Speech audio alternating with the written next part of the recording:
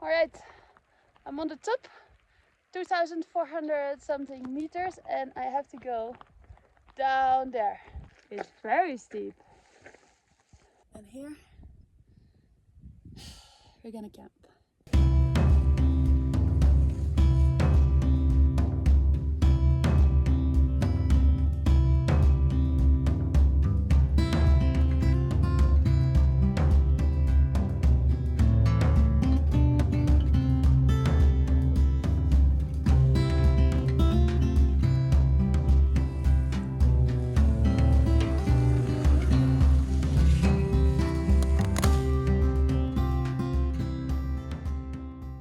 Last summer, I took on the GR11, an 850-kilometer long-distance trail across the Spanish Pyrenees, from the Atlantic Ocean to the Mediterranean Sea. In this video, I hike out of the waterfall valley. I get lost and share what I do when I get lost. And I hike down the toughest descent of the trail, finishing stage 17. I continue on stage 18 together with my dog Wingo again and found the most spectacular camp spot of the GR11 so far. Come along for the journey. I will share some tips and tales to help you get ready for life on trail. I'm Susanne and this is Wingo. Together we set out to experience life on the trail. Simple, wild and free. And for a change, away from the sea. I already live pretty light. I travel on sailboats as crew or captain, and my van is my home base. But this was next level minimalism. I've done a bunch of shorter hikes of 1 to 2 weeks across, for example, Fuerteventura, Tenerife, the Picos de Europa, part of the GR7 that goes from Tarifa to Athens, and I did a wild jungle hike across the island of Dominica. But on those hikes, I was more the princess. My partner, Jonatan, a very seasoned thru hiker, always carried the tent and stove. Those were maximum 2-week hikes. This was my first long hike, my first solo hike, and Wingo's longest trail too. This time, it was my turn to be fully self-sufficient. No shortcuts. There was a great sleep in this beautiful little hut. I slept very long. I think I was tired. And it ended up not raining actually. Looks like it might rain later, but we'll see. It's lovely temperature now. I'm gonna hike uphill, so I'm not wearing too many clothes. And let's go. Yeah, I'm going. 10 hours of sleep. Apparently it did rain. The fellow hiker who was camping nearby just told me. Yeah, I feel good. I'm gonna go for a big uphill now. So let's see, and then breakfast on the top. That's the idea.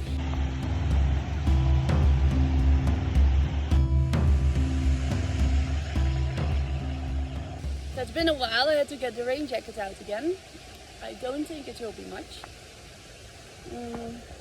But what I can see here is the people who walked the trail before me, they just have been sliding. I guess yesterday it was still quite a mud show. But I have grip, so that makes a trail so much easier. I guess I'm lucky. And I guess this rain won't last long. What I should have done, what I didn't, I'm still wearing my thermal pants because it was cold. And even though I knew I was going to go uphill and I removed layers, I kept this one on. But if I was wearing my shorts, it would have been dry very quickly after this rain. And it's not that cold. So, always learning.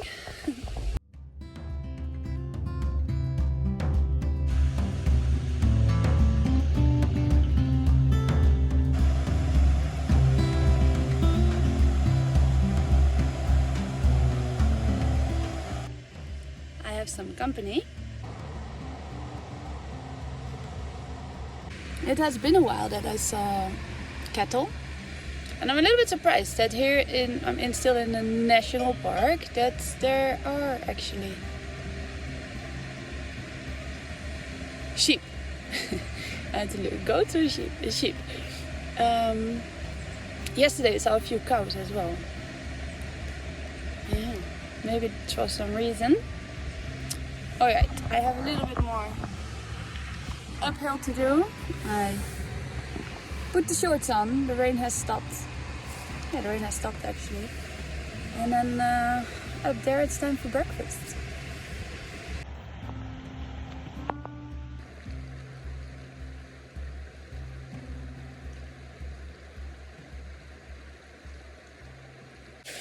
I'm pretty much only taking water from the rivers, and when I do that I much rather take water from this source. It just comes from up there. It doesn't seem to have made a very long route, which means less pollution. There's a lot of especially cattle poo on these fields. This river is much bigger, so there's more streams joining that one, and yeah, this one just seems much cleaner to me. I don't think I even need to filter this one. I do it just in case, but it's just naturally filtered with the rocks and the stones. I was gonna go for breakfast at the top there, but I feel weak and hungry, and it might rain later, so I'm just gonna eat now. Then have some little liquid fuel in my body. Still a nice view. It started to rain a little bit. I'm sitting behind a rock, so it's less windy, and the clouds are forming. So yeah, I'm probably gonna get wet.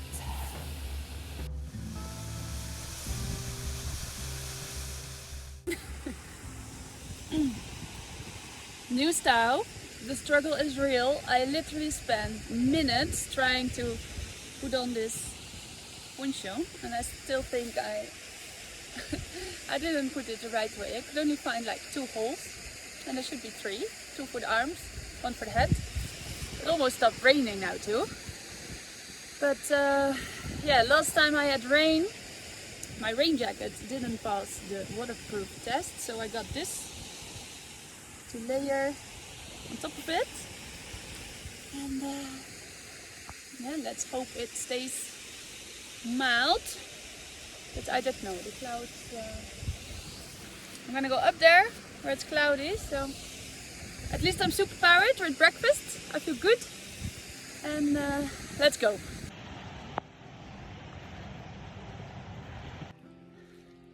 I'm in the cloud. And it's not raining, which is nice. And I keep getting off track. It's very hard each time to find the next way marker, trail marker. And I can look on my phone, but when it rains, that's not so easy. So it's unclear to me if I have to go left or right. It looks like a trail there, but also there. Maybe I have to go up. It's one big treasure hunt. But I've lost a lot of time today by going off track, so I better just stand still, look on every rock if I see either a trail marker or a pile of rocks. I just don't. Okay, let me check what AllTrails says. I mainly used 2 apps on the GR11, Mapy for its detailed offline maps and AllTrails for stage overviews and community notes. It's key that you download your offline maps before you go and test this on airplane mode. Weather in the mountains can change very fast, and without visibility, things can turn bad quickly if you cannot navigate. Okay, AllTrails actually says pretty much straight ahead. Which means uphill. I can also see that on the app with like the height contour lines. So in that way I can see that I either have to go down, up, or I stay at the same altitude. Up it is. Over there on that rock, I can see the next one. A few more navigation tips. Check your position often before you get lost. Cross-check your tools. GPS is great, but also read contour lines, terrain, and your position in relation to the sun. Very useful when hiking predominantly in one direction. Keep your battery warm in cold weather and consider carrying a paper map as backup. I've linked the ones I used in the comments. Carry a compass and look for trail markers all the time, and be aware that other trails may share the red and white stripes too. You can also go next level with fancy GPS watches, but for me, orienteering is half the fun, working your body and brain at the same time. 5 minutes ago was still just one big cloud, and now you can see the whole route that I've taken so far. I started all the way down there. I'm very slow today. Well, not just slow, I just go off track all the time.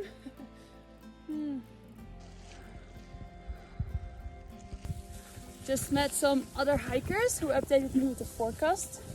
And the forecast said it shouldn't rain today, but there's rainy clouds all over. I think I'm walking into one right now. But on the other side of the hill where I'm actually going, it looks quite bright. So I'm ready with my poncho. And it's these kind of moments that then later helps you appreciate again. When it's sunny and hot and sweaty. Alright, I'm now gonna go into this cloud and it starts raining.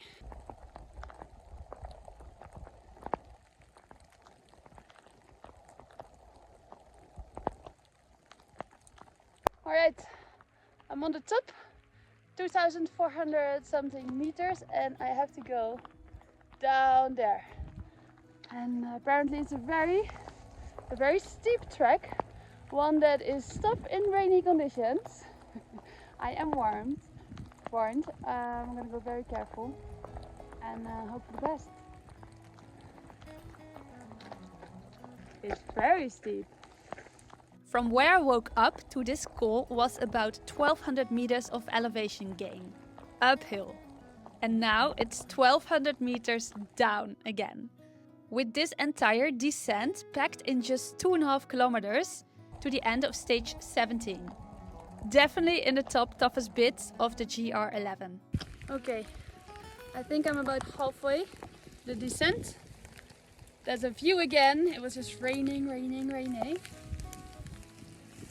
Met two other hikers. They're going very fast, so it's good for my pace. And yeah, I have to stay focused. Soaked, sore and hungry, I arrive at the end of stage 17, where the best trail angels ever were waiting with a trunk full of fruit. And with my dog, Wingo, who's coming along for the next stage, which promises to be a fairly easy one. Little I knew what would be ahead of me.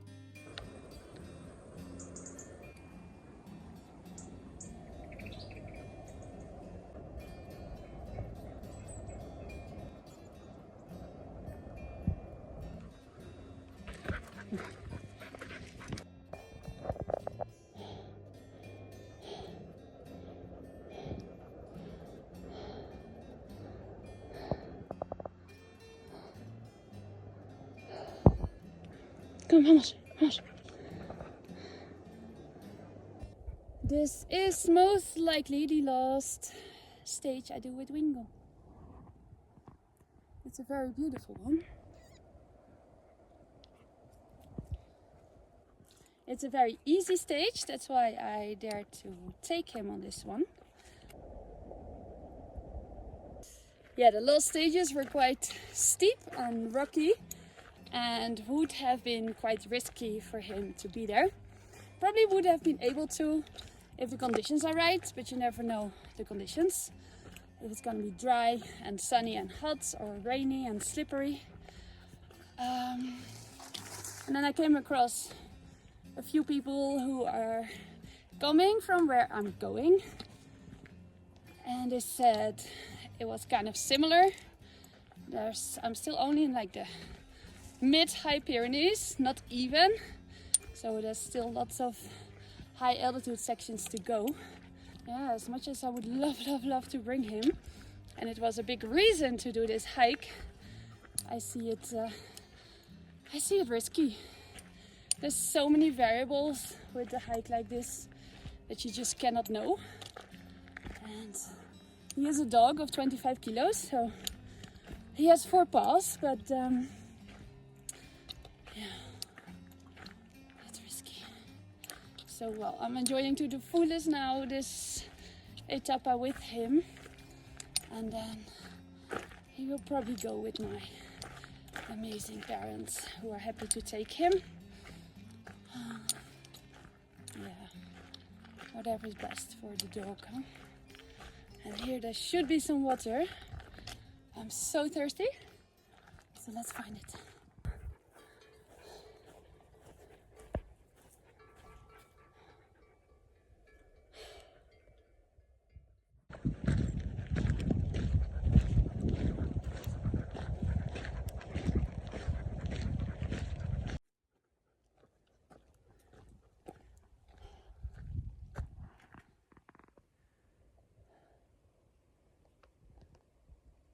He is smelling and seeing the marmots.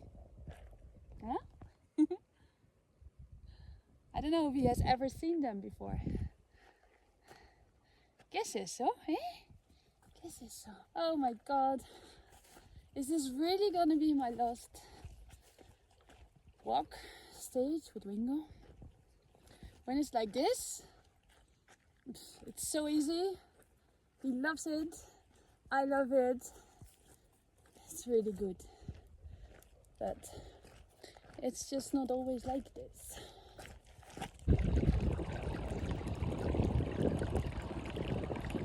For sure, I will be much faster without Wingo, but for me it's not about the speed. I'd rather do as long as possible about this trail because it's so beautiful. Some people do it in like a month and it's doable. Wow, I see a lot of marmots. But then you pretty much only look at your feet. Look at this.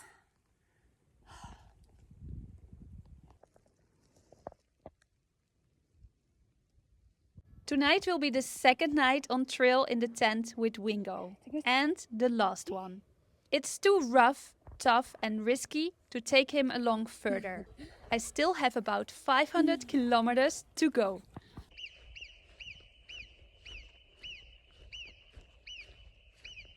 Muy bien, queda aquí, ¿eh? Muy bien, queda aquí. Queda aquí.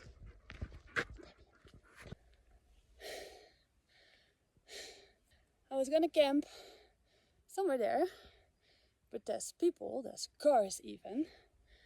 So now I'm looking for a nice flat spot. There's a lot of grass, which is good. And I thought I saw like sort of a balcony here, but it's still quite steep, huh? But if I find a flat spot here, it would be really nice. Maybe.